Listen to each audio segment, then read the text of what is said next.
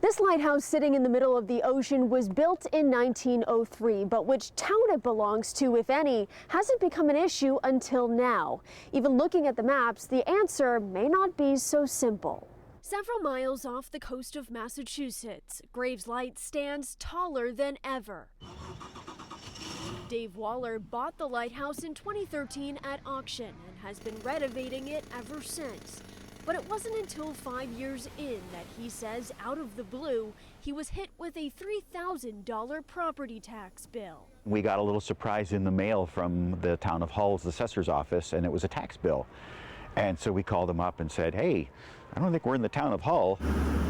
Waller says his labor of love abruptly turned into a stormy legal battle. He claims not only is Graves Light not in Hull, he says it isn't in any jurisdiction in Massachusetts, claiming he has maps and documents that prove it. On the deed, when we bought the place from the government, it said that it was an unincorporated state waters.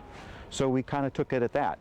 But the town claiming otherwise. They have not produced any sufficient documentation to satisfy us that it is in some other jurisdiction. James Lamke says he has maps that show Graves Light is within the town limits.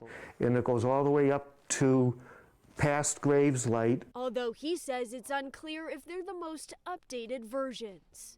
Is this the most recent map of Hull's jurisdiction that's on file? I don't know if that's the most recent map, but it's a map that shows it. The town also plans to enforce the need for building permits and inspections at the lighthouse. Lamke argues that all land in Massachusetts must legally be part of a jurisdiction and says if the lighthouse isn't in Hull, then he asks, where in Massachusetts is it? They claim it's not in Hull's jurisdiction. We say it is, or if it's not in Hull's jurisdiction, whose jurisdiction is it in? The issue is now in court. Waller is seeking a declaratory judgment to determine which jurisdiction, if any, the lighthouse is in. Until then, both parties are hoping the other sees the light. Reporting in Hull, Kirsten Glavin, Boston 25 Tonight.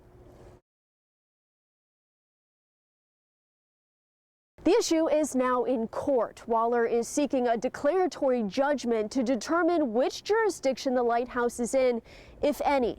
Until then, both parties are hoping the other sees the light. Reporting in Hull, I'm Kirsten Glavin, Boston 25 News.